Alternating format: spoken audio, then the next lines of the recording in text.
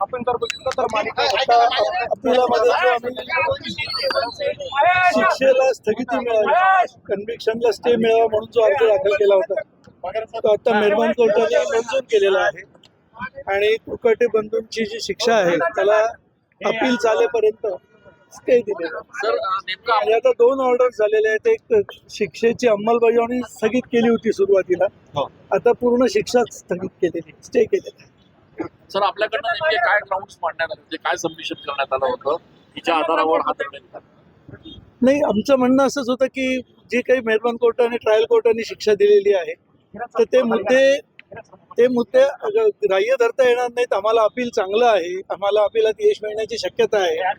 या मुद्द्यांचा विचार आता मेहरबान कोर्टाने केला, परंतु ह्या मुद्द्यांचा मुख्य अपील चालताना विचार होणं गरजेचं आहे. परंतु जर अपील चालेपर्यंत स्टे दिला नाही तर जास्त नुकसान होणार आहे अपेलंटचं, असा एक मुद्दा घेऊन मेहरबान कोर्टाने तो स्टे दिलेला. याचिका दाखल झाल्या होत्या, तीनही हस्तक्षेप याचिकांना फेटाळण्यात आलं, नेमकं काय झालं कोर्टात?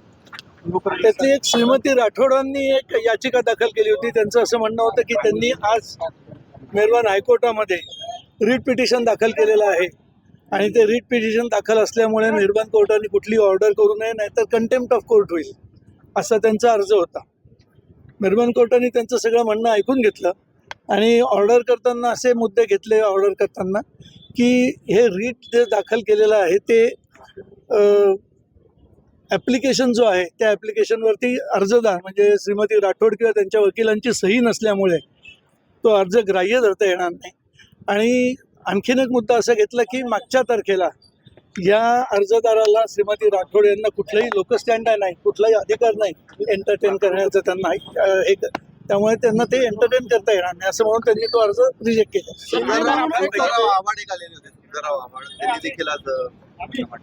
झुंजारराव आव्हाड साहेबांनी अपील दाखल केलं होतं, appeal for enhancement of sentence. म्हणजे जी शिक्षा मेहरबान ट्रायल कोर्टाने दिलेली आहे 2 वर्षाची, तर त्या 2 वर्षापेक्षा जास्त शिक्षा त्यांना मिळावी असं ते अपील दाखल केलेलं आहे.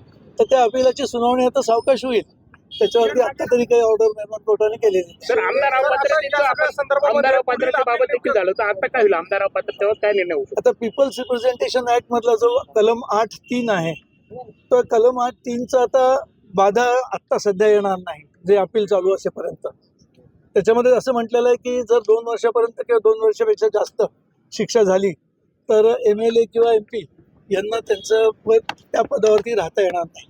परंतु आता शिक्षेला स्थगिती दिलेली असल्यामुळे स्टे दिलेला आहे, कन्व्हिक्शन हे स्टे, त्यामुळे कलम 8(3) जो आहे रिप्रेझेंटेशन ऑफ पीपल्स ऍक्टचा तो आता ह्या केसमध्ये लागू होणार नाही सध्या तरी. सर आता जो दिलासा मिळाला आहे तो कायमस्वरूपी म्हणा केवळ अपील जोपर्यंत चालू राहील तोपर्यंतचा नाही, हे अपील चालू असेल तोपर्यंतच आहे. आणि सर दरम्यानच्या काळात कोणी उच्च न्यायालयामध्ये जर गेलं ह्या निकालाच्या विरोधात तर पुढचं कसं असतं? आता त्यांना त्याचा अधिकार आहे, पूर्ण कॉन्स्टिट्यूशनने दिलेला अधिकार आहे, त्यामुळे ते हायकोर्टात गेले तर काय होईल वगैरे आता त्याच्यावरती वक्तव्य करणं योग्य होणार नाही. शिंदे यांच्या वकिलांनी एक युक्तिवाद कोर्टामध्ये केला होता, त्यामध्ये ते असं म्हणत आहे की स्थानिक जिल्हा मतदारांची फसवणूक त्यांनी केली होती, त्याच्यावर त्यांना स्टँड वॉक करावं असं म्हटलेलं होतं. त्यावर नेमकं कोर्ट काय म्हटलं त्यावेळी? नाही, आता खालच्या कन्व्हिक्शनला ट्रायल कोर्टाच्या कन्व्हिक्शनला स्टेच मिळालेला असल्यामुळे आता तो मुद्दा आता सध्या तरी उपस्थित होणार नाही. आता ही केस नाशिकमध्ये चालेल की कशा पद्धतीने? अपील नाशिकमध्येच चालेल, म्हणजे जिल्हा न्यायालयामध्ये चालेल. धन्यवाद.